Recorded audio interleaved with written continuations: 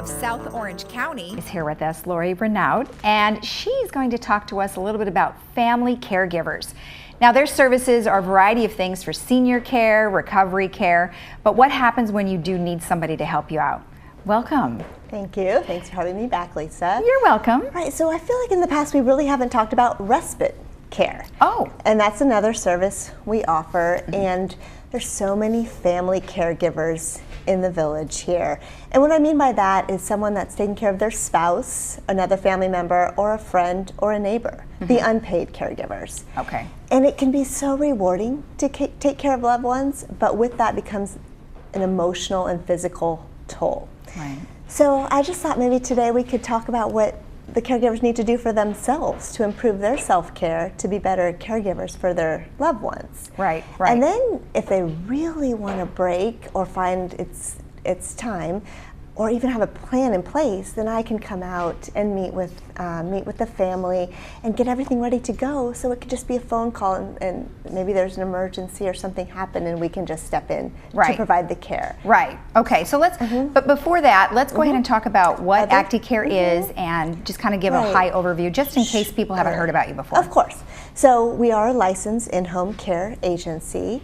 ActiKare is a nationwide franchise, but each territory is individually owned and operated, and I'm a registered nurse, and I run the South Orange County Territory ActiKare. Right. And that's for all Laguna Woods area, of course, and then surrounding areas too, right? Absolutely. Okay. Yes. So if somebody happened to know of someone outside of the area, then they would be able to refer them to you. Yes. Okay. Exactly. Okay, great. And that happens all the time. Families from different states will call and say, can you help mom or dad that lives here? Oh, that makes sense too. Okay. Right. Yes. Okay. So the type of care we do provide is anything from companionship, so that could be supervision or mental stimulation, cognitive activities, to more personal care, where we're actually showering and dressing and helping toilet clients. So the variety.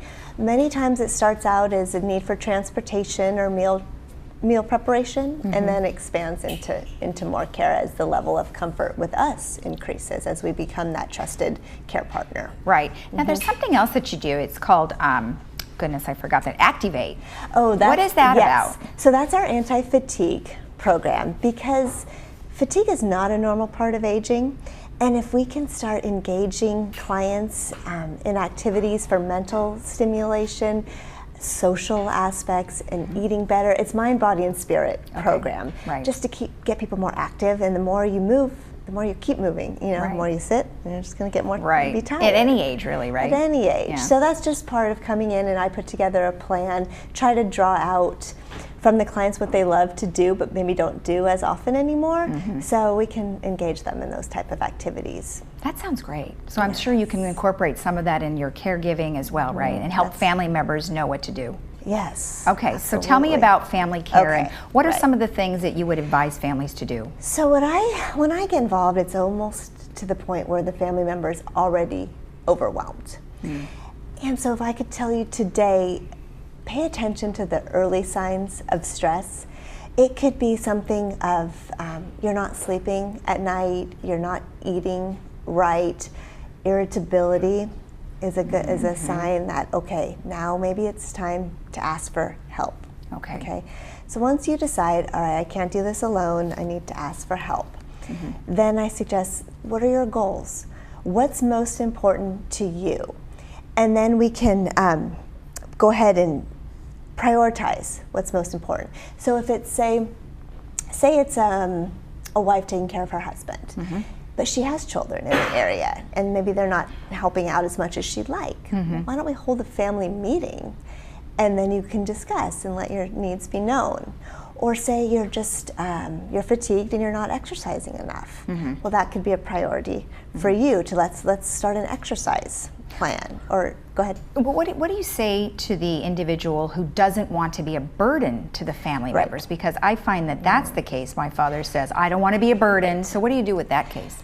Okay. That's a tough one, That's happens very, very often. What I try to do in that case is sometimes I can talk to the children and then let the children come in through the back door and say, Mom, Dad, I want you to do this for me. I want you to get help so that I know you're having a better quality of life, and then I can live happier, with my family and take care of them, and I can go to work knowing you guys are okay and have the help. And please ask for help, Okay. But along that line is one of the other points I wanted to bring up is to have that effective communication. And part of that is really asking for what you need and then being willing to accept the help. Because many people just complain about it, like, oh, this is so hard, I can't keep going, I can't keep going. And that's just not productive. So you need to be specific in your ask. How many times do people say, let me know when you need anything, or I'm here for you? But no, be more specific, like say, could you please come over and maybe take the spouse out for a walk so I can go for a more rigorous exercise, or I can go to the grocery store, or I can take a shower. This is putting your needs first, the family caregiver's needs before the client, because if you're not well taken care of, the loved one won't be taken care of. Okay. It's kind of like in the airplane where they say put your oxygen mask on first before helping others. Isn't that true? Yeah. But you do. You have to take care of yourself, or you're not any good for your loved one. What is an appropriate amount of time? Let's just say it was me, and it was for my dad, and I was going to go to my brothers and sisters. If I was going to ask them to come and help out, is there an appropriate amount of time just to kind of ease them into it? I think starting with 2 hours could be good, and that's where even bringing in outside help, just 2 hours once a week, you'd find it would be an enormous, you'd feel like you had the longest break, and you would come back re-energized, and maybe your patience would be restored.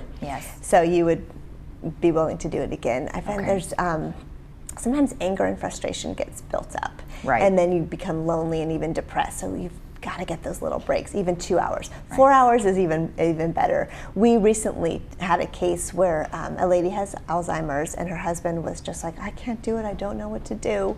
And we came in, put a plan in place, and he was so thankful, and it delayed her from having to go to memory care.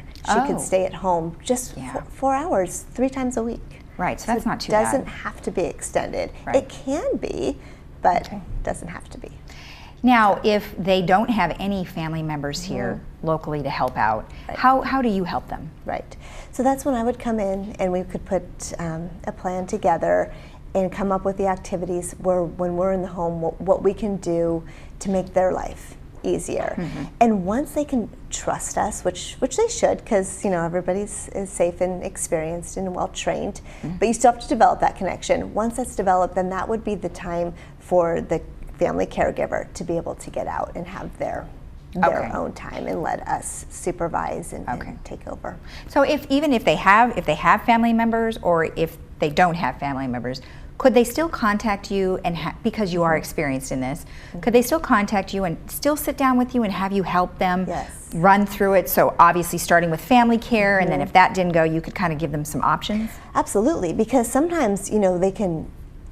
My suggestion is to have a plan in place, whether that be calling upon family, a neighbor, or a friend. But when the care gets beyond their comfort level, that's when the time might be to bring in an agency.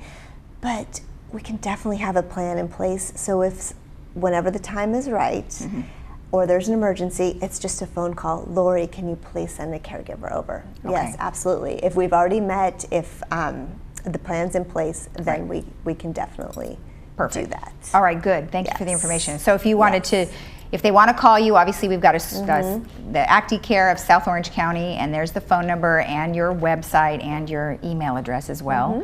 So thank you. It was very nice to see you again. We'll see you again with some more great information for our seniors. Thank you. So if you find that you need family care, or you will just want to figure out what you do next for your loved one, give ActiKare a call of South Orange County. We'll be right back after this.